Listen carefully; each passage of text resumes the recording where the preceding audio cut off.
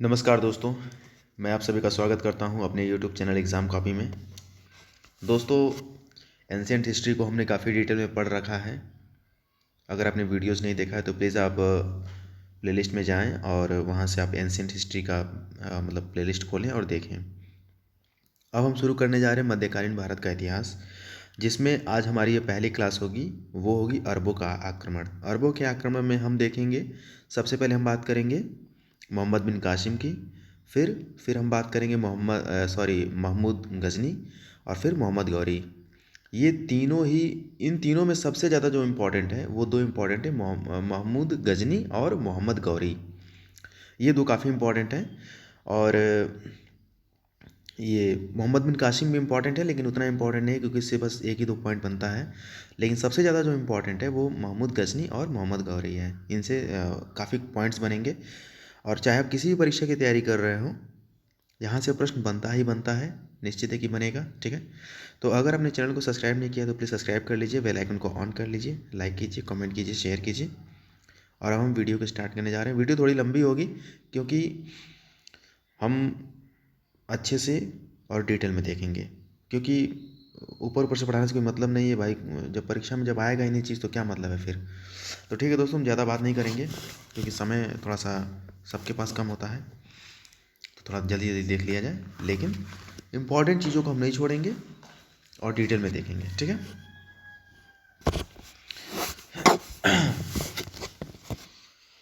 तो सबसे पहले हम बात करते हैं,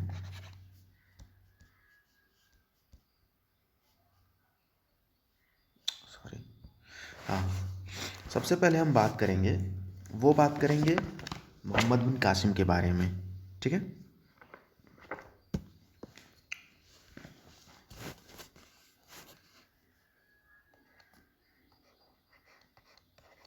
मोहम्मद बिन कासिम।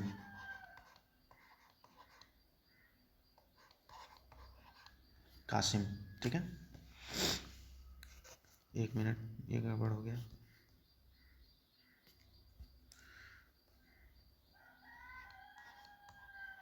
कासिम, ठीक है। इससे सिर्फ एक ही मतलब जो इम्पोर्टेंट जो पॉइंट बनता है वो ये बनता है कि भारत पर पहला मुस्लिम आक्रमणकारी कौन था।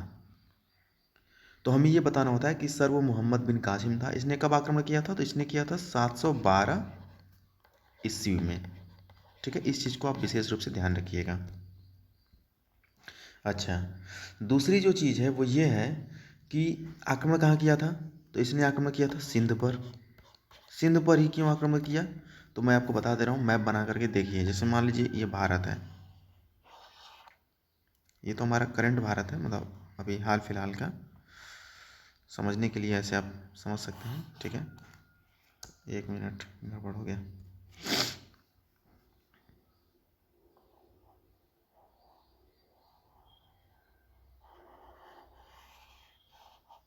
मान लीजिए ऐसे अपना भारत है फिलहाल।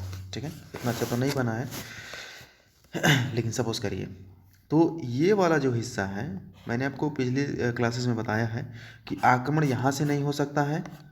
ठीक है, इधर से नहीं हो सकता है, इधर से नहीं हो सकता है क्योंकि पूरा पूरा जल है, इधर भी जल है, इधर पूरे बड़े बड़े पहाड़ हैं। ठीक है, यहाँ से भी नहीं हो सकता है आक्रमण, यहाँ से भी नहीं हो सकता है। ठीक है, तो हो कहाँ से सकता है? तो सीधी सी बात है, हमारा आक्रमण इस क्षेत्र से हो सकता है, यानी कि उत्तर पश्चिम से। हमारे जितने भी आक्रमण हुए हैं वो उत्तर और पश्चिम रीजन से ही हुए हैं। ठीक है, तो इसने कहाँ आक्रमण किया? उत्तर पश्चिम में कौन सा पड़ता है? तो यहाँ पे सिंध पड़ता है, तो इसने सिंध पर आक्रमण किया था। इस चीज़ को ध्यान रखिएगा। ठीक है, तो मोहम्मद बिन कासिम से तो यही इंपॉर्टेंट है क्योंकि सन पूछा जाता है कि किस सन में उसने आक्रमण किया था और कब किया था। ठीक है, अब आगे देखते हैं। हम आगे हम देखेंगे महमूद गजनी को।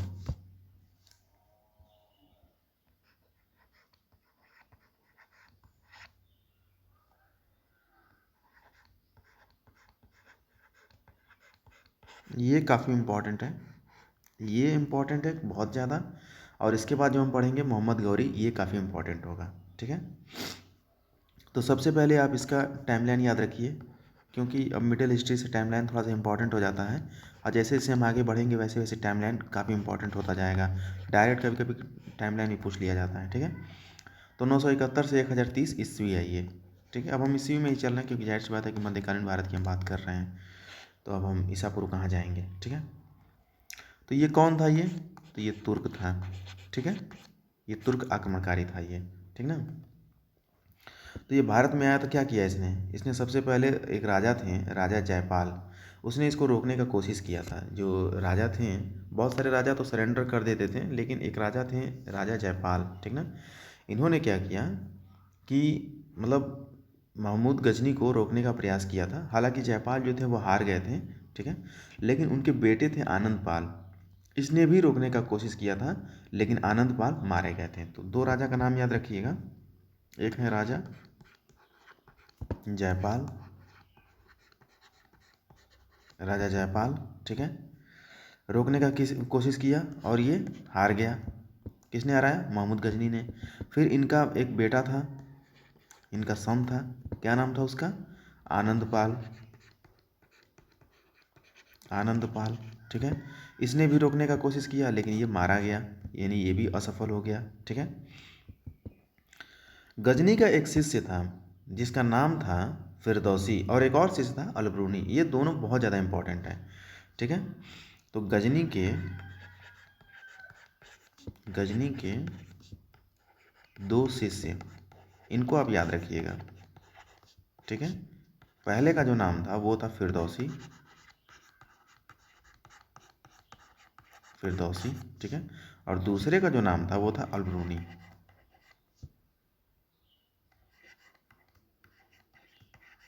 अलबरूनी, ठीक है। ये दोनों शिष्य काफ़ी ज़्यादा मतलब महत्वपूर्ण थे। तो महमूद गजनी बेसिकली भारत क्यों आया था, वो भारत आया था दो काम के लिए। पहला जो काम था उसका वो था इस्लाम का प्रचार,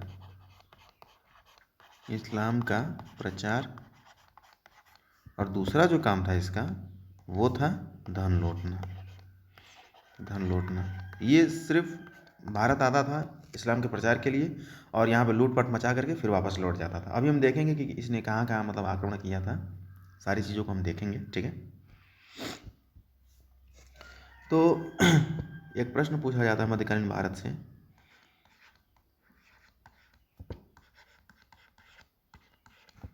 प्रश्न ये पूछा जाता है कि सोमनाथ मंदिर जो कि गुजरात में है, इस पर आक्रमण किसने किया था, तो महमूद गजनी ने किया था, ठीक है।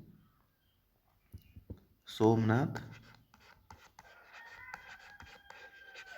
सोमनाथ मंदिर, सोमनाथ मंदिर था ये, ठीक है। कहाँ था, तो ये था हमारे गुजरात में, गुजरात में, ठीक है। इस पर क्या करता है वो, इस पर आक्रमण करता है, ठीक है। इस पर वो आक्रमण करता है, और आक्रमण करने के बाद क्या करता है, पूरे मंदिर को, जैसे मान लीजिए कि ये मंदिर है, ठीक है,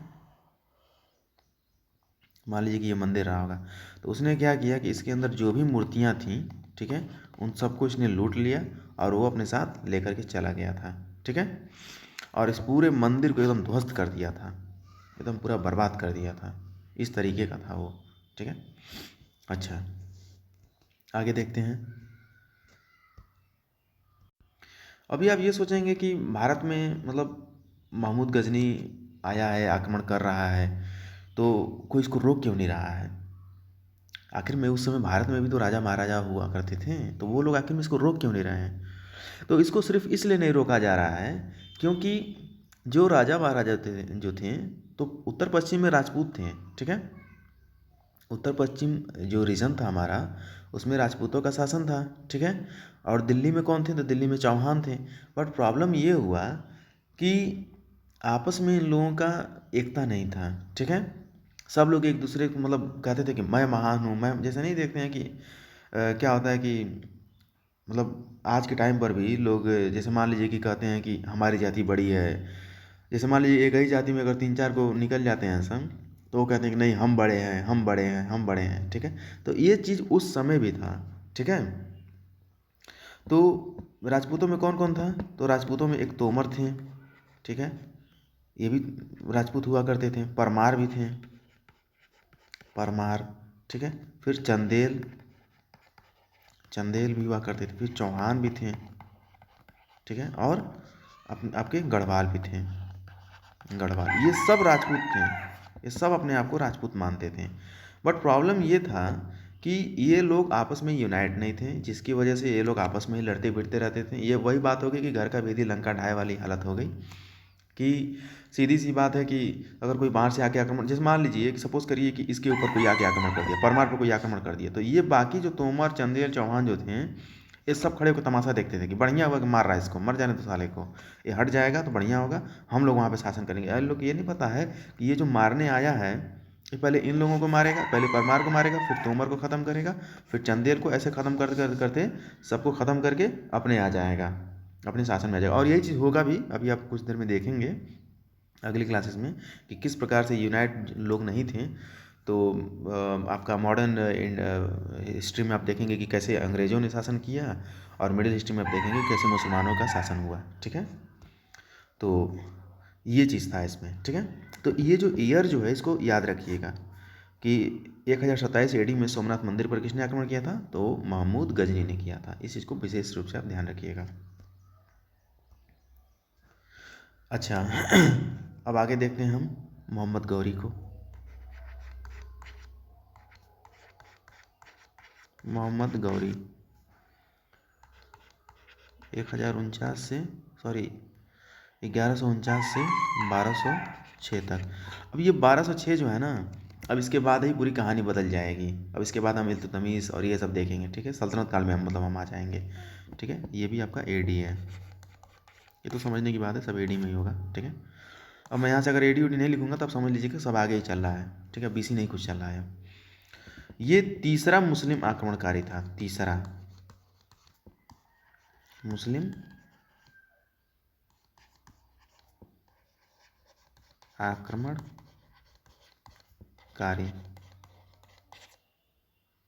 तीसरा मुस्लिम आक्रमणकारी था ये, ठीक है। पहला कौन था, तो मोहम्मद बिन कासिम 712, आपको पता ही होगा, ठीक है, एडी मोहम्मद बिन कासिम। दूसरा कौन था, महमूद गजनी, वही 1027 आप याद रख सकते हैं, एडी, ठीक है। और तीसरा मोहम्मद गौरी। अब मोहम्मद गौरी के बारे में तो हम पढ़ ही रहे हैं, ठीक है, तो इसको आप ध्यान रखिएगा। तो इससे जो संबंधित जो पॉइंट्स हैं उसको हम देख लेते हैं। तो सबसे पहला जो क्वेश्चन जो बनता है वो यही बनता है कि पहला जो तराइन का जो युद्ध हुआ था वो कब हुआ था और किसके किसके बीच में हुआ था और कौन जीता था कौन हारा था, ठीक है। तो सारे प्रश्नों का जवाब मैं दे रहा हूँ। तो पहला जो तराइन का जो युद्ध हुआ था वो हुआ था आपका 1191 एडी, ठीक है, यानी ईस्वी, ठीक है। किसके किसके बीच हुआ था, तो ये हुआ था पृथ्वीराज चौहान, ठीक है, पृथ्वीराज चौहान और वर्सेस कौन, मोहम्मद गौरी, ठीक है।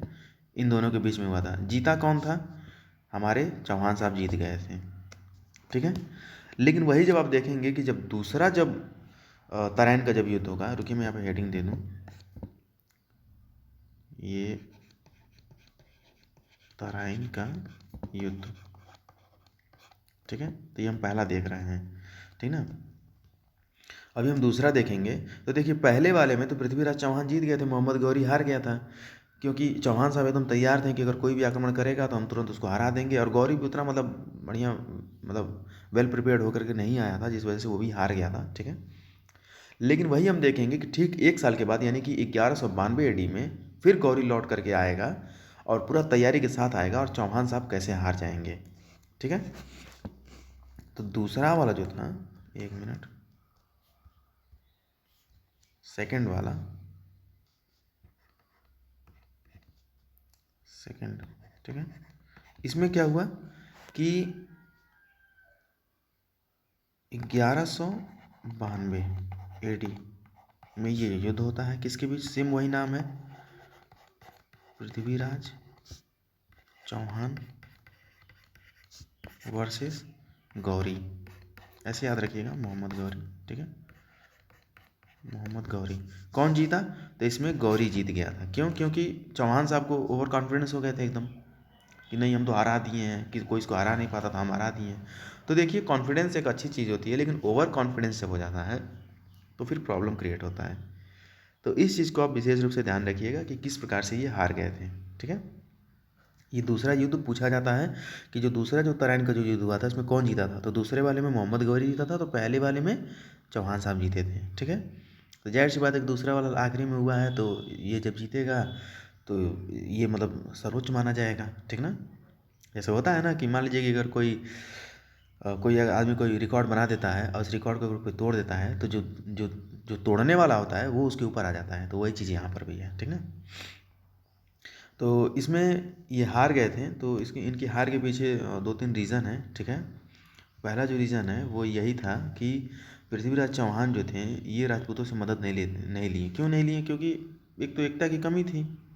ठीक है, एकता की कमी ऐसे लिख लीजिए आप कि कमी एकता की कमी थी। पहली बात तो एकता की कमी थी।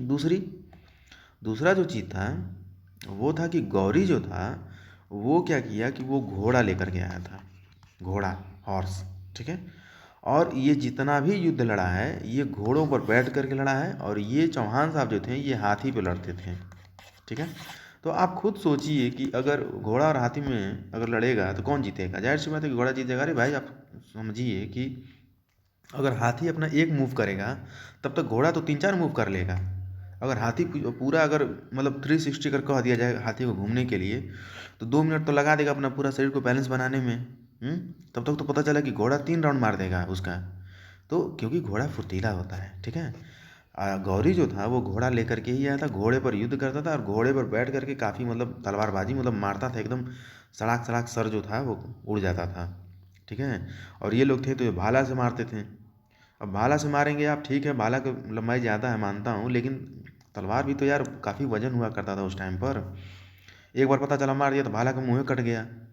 तो ये सब चीज़ें हैं। ठीक है, जो कि मतलब उसको जीतने में काफ़ी ज़्यादा हेल्प किया था। ठीक है, और हाथी उतना सक्रिय होता नहीं है। ठीक ना, तो यही है।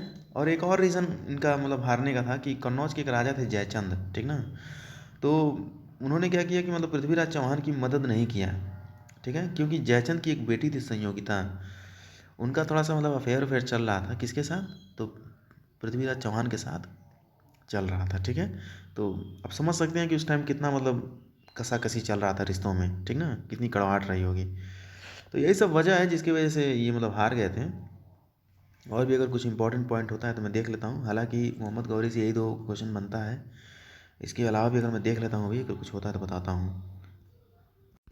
जैसा कि मैंने अभी आपको बताया ना कि चंदावर में क्या कहते हैं, चंदावर कह रहे हैं, ये इनका क्या नाम था, जयचंद। ठीक है, तो कन्नौज के राजा जयचंद थे, तो वो तो मदद करने से रहे। ठीक है, वो तो मदद नहीं किए। तो यहाँ पर एक और मतलब युद्ध हुआ था, इसको भी आप थोड़ा सा याद रखिएगा, चंदावर का युद्ध। ठीक है, तीसरा वाला चंदावर का युद्ध। तो चंदावर की जो युद्ध हुआ था ये हुआ था 1194 AD। ठीक है, किसके किसके बीच हुआ था, तो जयचंद और गौरी के बीच हुआ था। ठीक है, जयचंद वर्सेस गौरी। अब देख रहे हैं कि अब आप यहाँ पे थोड़ा सा अच्छा 1 मिनट रुकिए, पहले इसको क्लियर कर दूँ कि इसमें जीता कौन था। तो इसमें जीता था हमारा गौरी की विजय। ठीक है, गौरी की विजय। अभी मैंने आपको कुछ देर पहले एक बात बताया था कि राजपूतों में आपस में ये लोग संगठित नहीं थे, तो मुस्लिम जो आक्रमणकारी जो हुए थे वो क्या करते थे, तो जैसे मान लीजिए कि मैंने बताया ना कि परमार थे, चंदेल थे, गढ़वाल थे। ठीक है, तोमर थे, चौहान थे, तो ये लोग आपस में यूनाइट नहीं थे। तो पहले उसने क्या किया, गौरी ने क्या किया कि बहुत ही स्मूथली उसने चौहान को पहले हराया, यानी कि पृथ्वीराज चौहान को हरा दिया। ठीक है, और ये जयचंद जो है ये हेल्प करेगा नहीं। क्यों नहीं हेल्प करेगा? क्योंकि इसकी बेटी का अफेयर था पृथ्वीराज चौहान के साथ, तो वैसे ही रिश्तों में कड़वाहट हो गई थी। ठीक है, तो जब रिश्तों में जब कड़वाहट हो गई थी तो जब पृथ्वीराज चौहान यानी कि चौहान साहब जब हार गए, चौहान जी जब हार गए, ठीक है, तो अब देखिए गौरी क्या कर रहा है कि अब धीरे से यानी कि ठीक 2 साल के बाद, अरे भाई 1192 में उनको हरा रहा है, 1192 में चौहान साहब को हराएगा गौरी, ठीक है। ठीक उसके 2 साल के बाद एक युद्ध होगा चंदावर का युद्ध, जिसमें जयचंद गौरी क्या करेगा कि जयचंद को भी हरा देगा। अब ये वही जयचंद है जिसने हेल्प नहीं, अगर हेल्प कर देता तो हो सकता है कि भाई गौरी वहाँ से हार जाता, भाई थोड़ा सा फोर्स और लग गया होता। तो पृथ्वीराज चौहान इतना कमज़ोर नहीं था, लेकिन भाई कमज़ोर हो गया वो। अगर उसने अगर ये क्या नाम है इनका जयचंद अगर मतलब साथ दे दिए होते हैं चौहान साहब का, पृथ्वीराज चौहान का, तो वो युद्ध जीत गया होता। तो फिर जयचंद की भी हारने की नौबत नहीं आती। लेकिन गौरी देखिए कितना मतलब दिमाग लगा रहा है कि पहले उसने पृथ्वीराज चौहान को हराया 1192 में, और ठीक 2 साल के बाद जयचंद को भी हराता है 1194 में। और ये तीनों क्वेश्चन पूछे जाते हैं, ठीक है। तो सीधे सीधे आपका प्रश्न बन जाएगा, क्या बनेगा कि तराइन का जो युद्ध हुआ था 1192 में, पहले तो ये पूछेगा 1191 वाला बताइए कौन जीता था। तो आपको सीधे सीधे ये बताना है कि सर तराइन का जो पहला युद्ध हुआ था वो हुआ था 1191 में। किसके किसके बीच हुआ था? तो गौरी और पृथ्वीराज चौहान के बीच हुआ था। जीता कौन था? तो पृथ्वीराज चौहान जीता था, ठीक है। लेकिन ठीक उसके अगले साल 1 साल के बाद वो तैयार होकर के आएगा, कौन? गौरी। गौरी तैयार होकर के आएगा और 1192 में फिर पृथ्वीराज चौहान के साथ लड़ाई करेगा, युद्ध करेगा, और इसमें गौरी जीत जाएगा। और चौहान का हेल्प चंदावर का जो राजा था, कन्नौज के जो राजा थे ये जयचंद, वो हेल्प करेंगे नहीं। जब हेल्प नहीं करेंगे तो फिर गौरी क्या करेगा कि 2 साल के बाद यानी कि 1194 में चंदावर का युद्ध जो होगा, इसमें जयचंद और गौरी के बीच में, और यहाँ पर गौरी जीत जाएगा और जयचंद हार जाएंगे। तो इस प्रकार से आप देखेंगे कि किस प्रकार से मतलब जो मुस्लिम आक्रमणकारी थे, लोगों का मतलब यूनाइट नहीं थे, उसका फ़ायदा उठाएं, और उठाने के बाद किस प्रकार से मतलब सबको हराते गए। और भारत में मतलब फिर उनका मतलब बन भी जाएगा अभी। फिर हम कल जो हमारी क्लास होगी वो सल्तनत काल पर ही होगी, ठीक है। तो एक लास्ट पॉइंट और आप याद रखिएगा यहाँ पर कि मोहम्मद गौरी अपने द्वारा जो विजित जो भारतीय जो प्रदेश थे, तो उसने क्या किया कि इसका एक गुलाम था, ठीक ना, गुलाम। इसका नाम याद रखिएगा क्योंकि अब इसके बारे में हम पढ़ने जा रहे हैं। अब मतलब कल हमारी जो क्लास होगी इसके बारे में होगी, ठीक है। तो मोहम्मद गौरी, गौरी का गुलाम, गुलाम क्या नाम है इसका? तो इसका नाम है कुतुबुद्दीन ऐबक, कुतुबुद्दीन, ठीक है, कुतुबुद्दीन ऐबक, ऐबक, ठीक है। कुतुबुद्दीन ऐबक ये क्या था? ये गुलाम था, ठीक है। और यहीं से हम देखेंगे गुलाम वंश का कैसे मतलब स्थापना होता है, ठीक है, जिसको हम थोड़ा सा डिटेल में जाकर हम पढ़ेंगे। सल्तनत काल में हम आएंगे, सल्तनत काल में आने के बाद हम इल्तुतमिश को देखेंगे, और ऐसे ऐसे हमारी जो चीज़ें हैं वो आगे बढ़ती जाएंगी, ठीक है। तो यहाँ पर बस आपको ये ध्यान रखना है कि मोहम्मद गौरी का एक गुलाम था कुतुबुद्दीन ऐबक, ठीक है।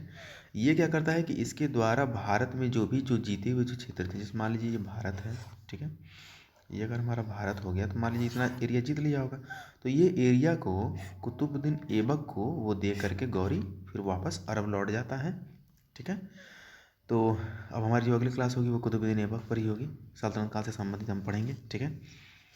तो इस प्रकार से हम डिटेल में चलते जाएंगे, देखते जाएंगे, पढ़ते जाएंगे, और चीज़ों को हम समझते जाएंगे। तो ठीक है दोस्तों, अगर आपने चैनल को सब्सक्राइब नहीं किया तो प्लीज़ सब्सक्राइब कर लीजिएगा, बेल आइकन को ऑन कर लीजिएगा, लाइक कीजिएगा, कमेंट कीजिएगा, शेयर कीजिएगा।